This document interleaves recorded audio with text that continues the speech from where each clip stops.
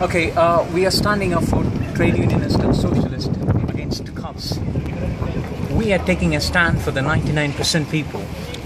We are saying that 1%, less than 1% people are getting away with tax avoidance, tax evasion, with billions of money in their pockets. Why you are attacking the poor? Why they have to pay the better tax? Why you're making the most vulnerable in the society? You shoulder the entire burden of this austerity. We need to take a stand. There is a lot of wealth in this society. Okay, and that wealth can be utilized for the people who are creating it, the people who are running the society, the 99%, the workers, the students, the doctors, the nurses. They are the ones in the society who need to have a say in running the society. What's the difference between you and the Labour or Socialist Workers' Party? See, the Labour, like Tories, they are also supporting the cuts. If you vote Labour, what you will be getting is Tory politics. They don't have a distinct say for the working people. They don't support the 99%. They are not standing for it. They have the rhetoric for it. Whereas we are standing up to increase the minimum wage to £10. They are saying they will only increase it up to £8 by 2020. Okay, they are not standing up for free education. They are not even reinstating the EMAs, education maintenance allowance, whereas we stand for free education. None of our Tusk councillors or Tusk MPs will ever vote for the cuts. What is cuts? Cuts are an attack on our jobs and our public health services, public services, so depriving our society and ourselves. So we don't want cuts. May I ask you a question? Yes. I think that, okay, everybody likes this, what you told, but where do you get the money? Do you want to work with a businessman to provide an environment that they can also do business at the same time? Workers also can benefit from their work. I mean, like I said before, the tax evasion and tax avoidance in this country is £120 billion. And the National Health Services, you run the National Health Services by £100 billion. Okay? So that's the amount of money which has been evaded and avoided by tax. This is the 6th richest country in the world. A lot of wealth being produced in this country. And it is sad to say that we don't have an answer for the ordinary people to improve their life, to get them out of deprivation, and to get them out of food banks and low-income poverty. I know that as a fact. Some people even work and they depend on the food bank. Yes, that's one important thing to say. The minimum wage is not a living wage in this country. The people who are getting minimum wage, they're entitled to housing benefits and low-income benefits. It actually means a welfare bill is also there to subsidize these low-paid workers. Why can't the corporate pay them the decent living wage? Why can't they pay them £10 an hour? These corporate companies piling up billions and billions of pounds, why can't they pay them decent living wages? So you didn't answer my question. You're like a Yes. politician now. Will you work with the businesses I mean, who pay tax? Basically, Fair tax. yeah. I mean, like I said, the businesses. Because we are business is the people who have the mind, who have the money to put behind the working class people so they can work. Well, you're speaking about small businesses, I guess. No, big businesses can Yeah. be also. See, the big Imagine a company like Rolls-Royce, Yeah. a company like Vauxhall. See, They employ a lot of workers. can I just cut across? Virgin Media, for example, or Virgin. Yeah. So we believe all the monopolies, all the big businesses should be nationalized, because that's the only way they can be utilized. Those business corporations can be utilized for people by nationalizing them for people's interests, workers' interests. By nationalizing the big businesses, what we can do, we can utilize the wealth created by these big businesses to go to the people, to the society, not to the pockets of very few. What's happening? it's also basically is how you manage these companies. In the past, when nationalisation was done in Britain, it was done with bureaucratic control, elite bureaucratic control, very much like the sort of managers you had in private corporations.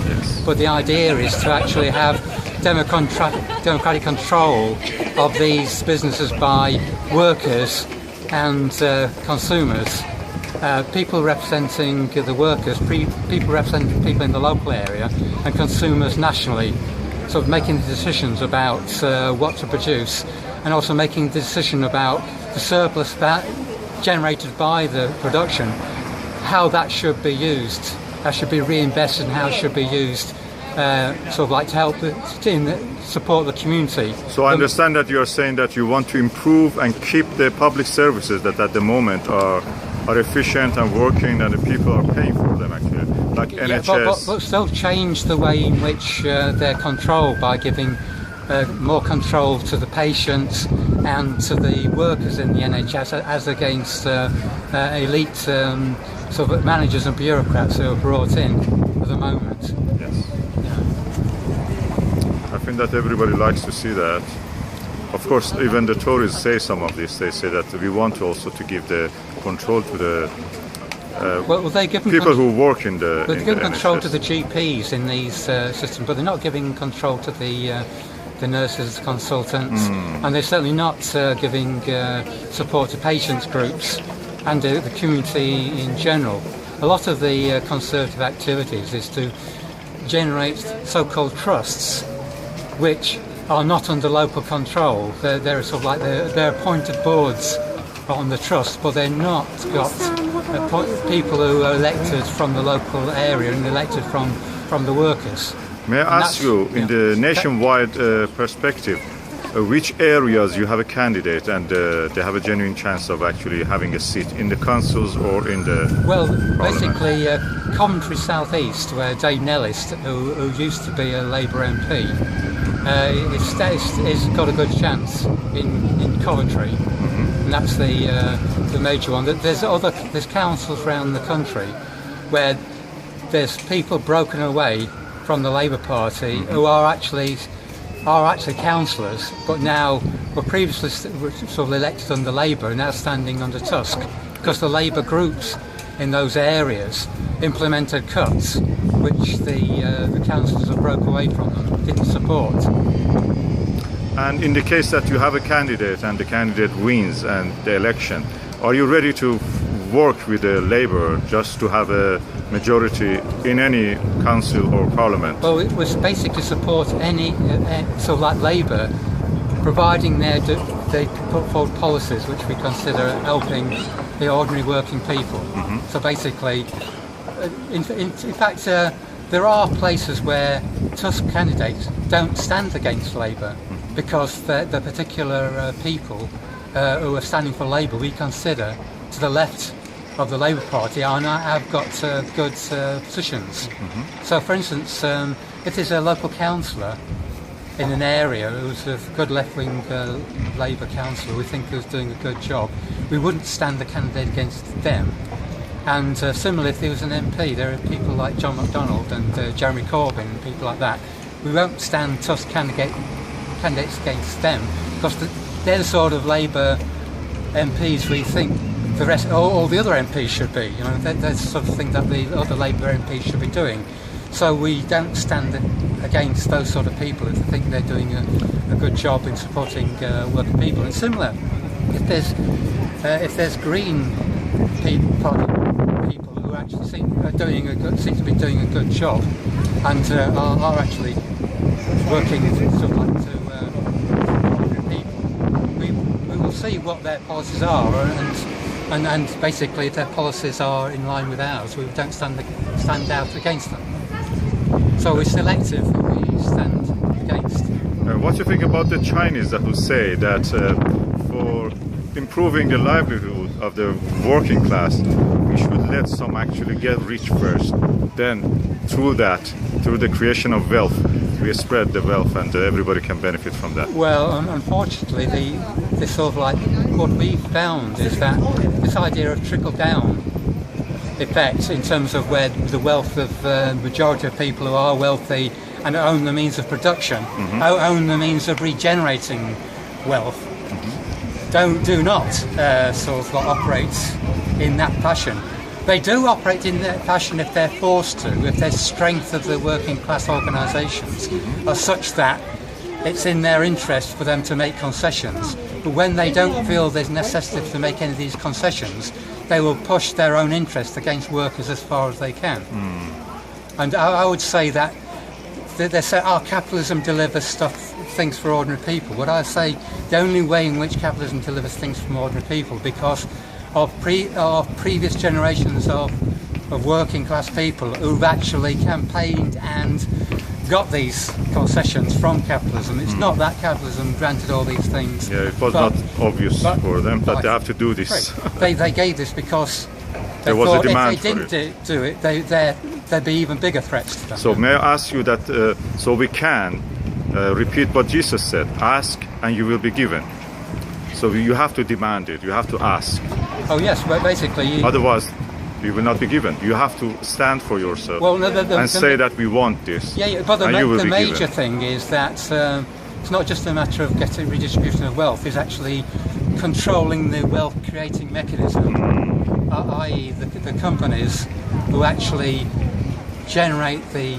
reproduce the generation of wealth, controlling the surplus they generate for the interest of everyone, rather than just the interest of a small number of people. Do you think that Jesus was a socialist? Well, he'd probably be in favour of ordinary people, I should think, rather than the elites like the Pharisees.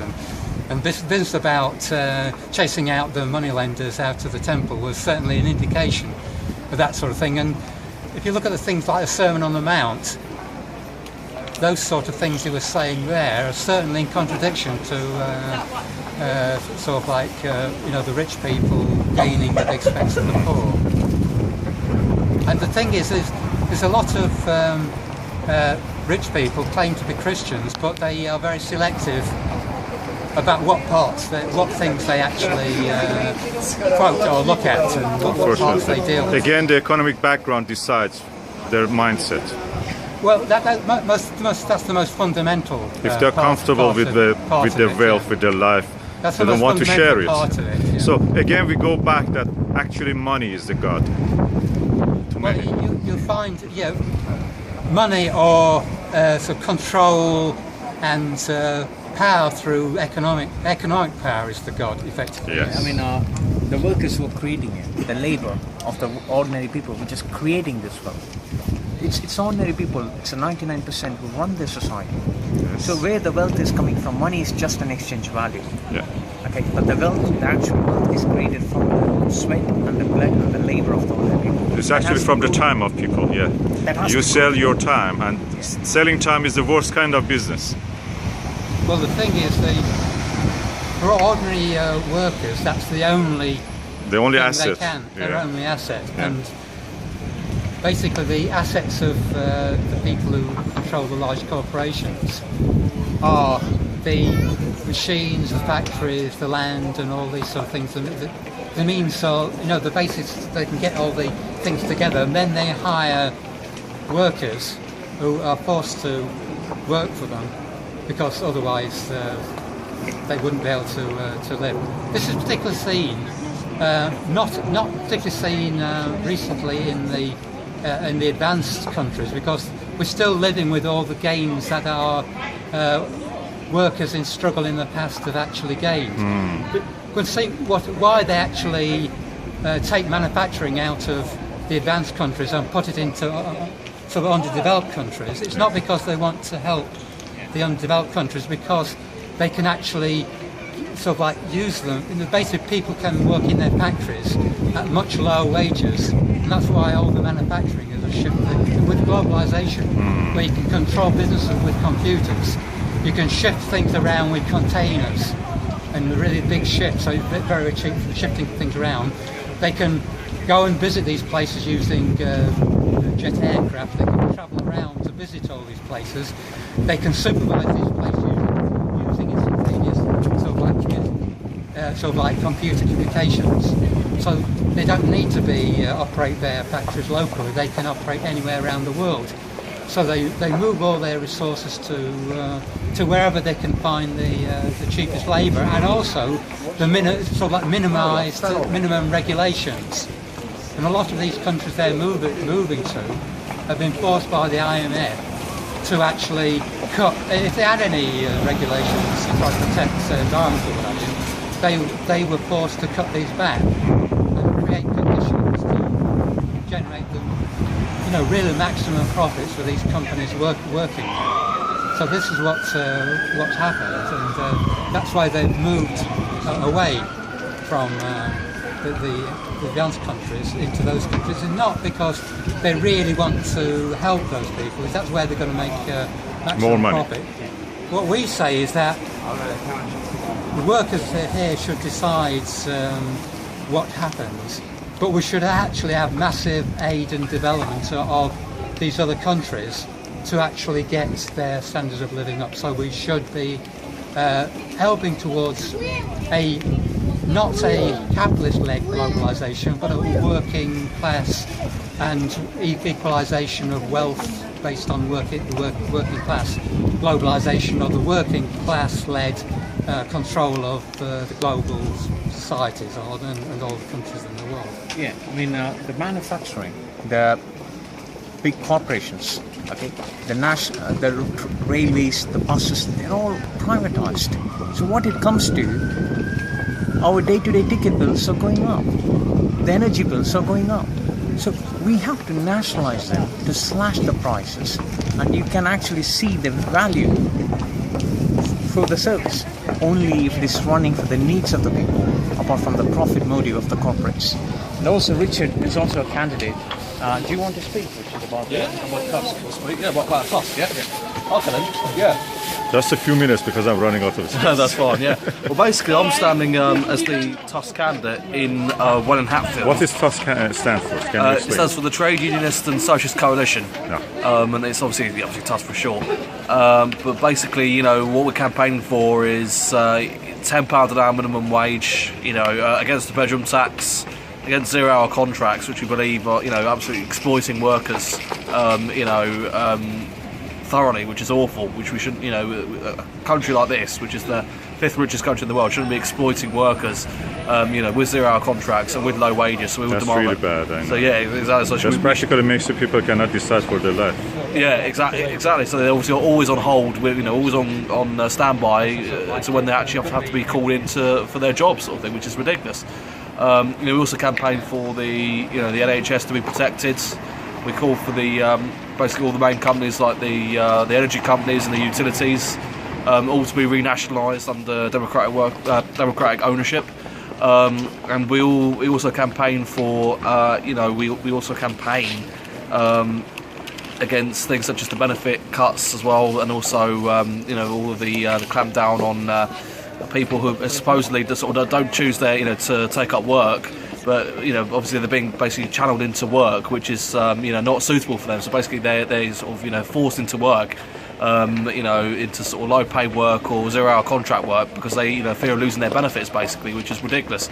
We shouldn't have that sort of situation in this country. And we also campaigning for an end to war, an end to the blockade of Gaza as well. And also, an end to following the US, foreign policy, because we think that the country's foreign policy has been disastrous, notably in Iraq and Afghanistan, and also bombing Libya as well. That was obviously a disaster. We're now seeing a rise in the migrant deaths in the Mediterranean because of our intervention in Libya and things like that. So we think that we should have an independent foreign policy to the United States. We believe that we should campaign for to actually increase the overseas aid, but not to participate in the sort of in the foreign wars and interventions that all the other main countries participate in. So that's basically all I have to say.